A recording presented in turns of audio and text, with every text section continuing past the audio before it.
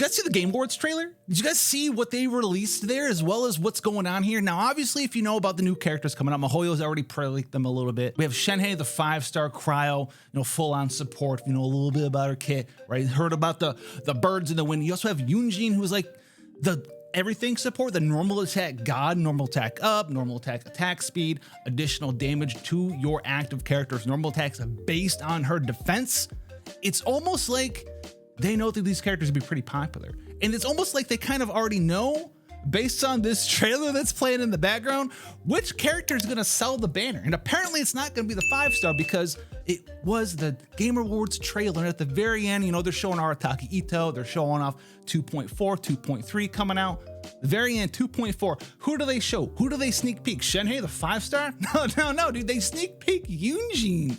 It's like they know that for whatever reason, Shenhei, mono cryo support could be good, could be bad. 7 charges on your buffer, it's fine. They show Yunjin, and I'm already ready for this character. Now, the quick lowdown, if you haven't seen the videos about those 2 characters so far, Yunjin's gonna be a pretty prolific character, and she's gonna be a leeway character. We have the leeway Lantern Rite Festival coming back, and last time we had the Lantern Rite Festival, guess what? We got to pick a leeway character for free. So possibly you might be able to get her too, because we always just pick leeway characters on the Lantern Rite Festival, and she's leeway. She's a Silk Flower. She's very leeway, and this character is going to do wonders for a lot of stuff out there. You can put her in a Geo team with Goro, right? Because her Q, her elemental burst, that adds damage to your normal attacks that you're going to be using with someone like Eula, Noelle, anyone who spams normal attacks, and normal attacks are a vast amount of their normal damage output, is going to do awesome with her. So here's what I've been doing, man. I've been prepping up.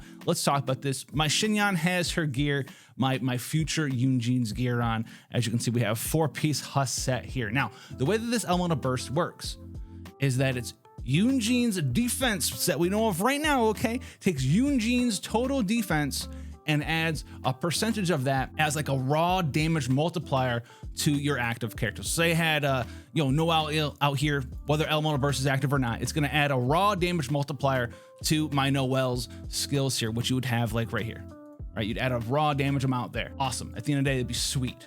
So what happens then is that, say this raw damage amount is multiplied by the active character, like this Noelle, her elemental damage up, as well as takes into effect her crit chance and her crit damage to produce a final number, which is super awesome. Tentatively, okay? Tentatively. This is why this character's dope, super dope. So say you have a lot of defense, you have Geo damage up on your Noelle, you have Geo damage from Geo Resonance, you have, in the future, maybe 200% crit damage, maybe more if you get access to the new Claymore coming out with Arataki Ito. So you do like 3,000 extra raw damage. That seems like a piddly amount. That's 3,000? Why would we care about this character? That's 3,000 raw additional damage applied. Then you get to add the crit damage to it, multiplier. Then you get to add the Geo damage multiplier up to it as well.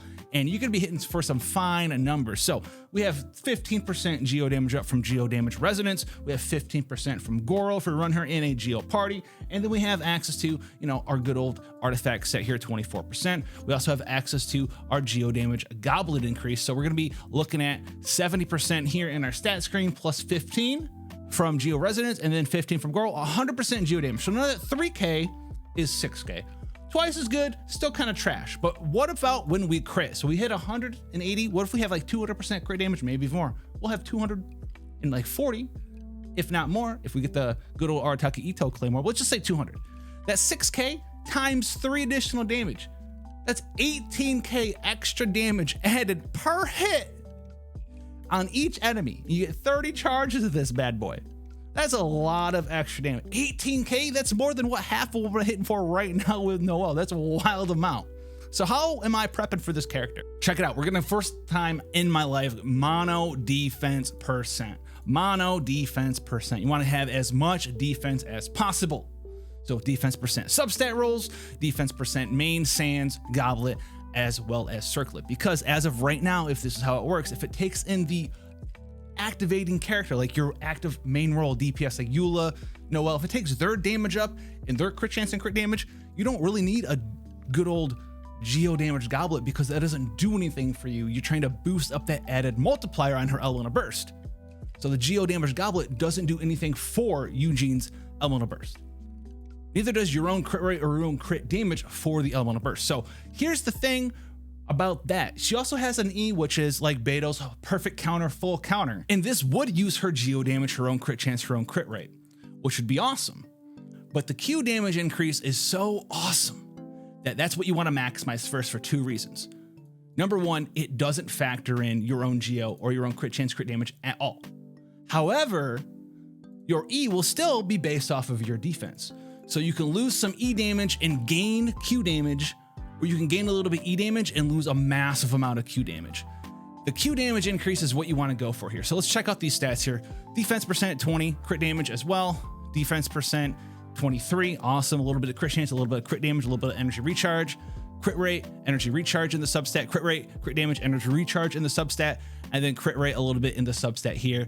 This one's pretty copium, a little copium action here. This could be probably replaced with something better. A little bit of crit damage in here as well. Who knows? But our final stats here right now with, what do we have? Skyward Pride. Let's throw a crit rate weapon on because I'm going to put the deathmatch on Yunjin. That weapon's going to be amazing for her. A whopping amount of crit chance, as well as a whopping amount of, I guess like 16% defense as well. So let's go on, throw this on here, boom. And I think the deathmatch has 36.8% crit rate instead of 27 here. So we're missing like 10, 11% crit rate. So we have like 76 crit rate, 86 crit damage. You have like maybe C6 Goro in your party as well. Get a little bit of extra crit damage. And you know what? This is gonna still do a decent amount of damage on her E counter. However, that's with a build focusing entirely on maximizing her Q, which is going to be amazing out there. You can see we have 2,834 defense here, and this is before we add like Goro's defense buff on this character.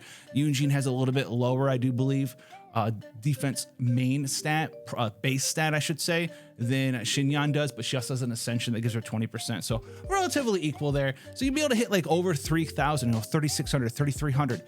Maybe if you have like a big build, big defense subset, like 3,700 with Goro in the party defense on this character.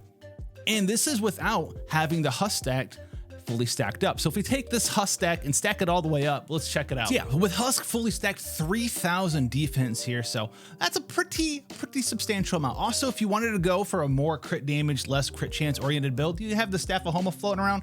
You could throw it on there. This build would be at 50% crit rate, and then we'd add an extra 60% crit damage. We'd be at 140 C6 Goro in there if you're going all the way and maybe get a little bit, super lucky chasing Ito or something.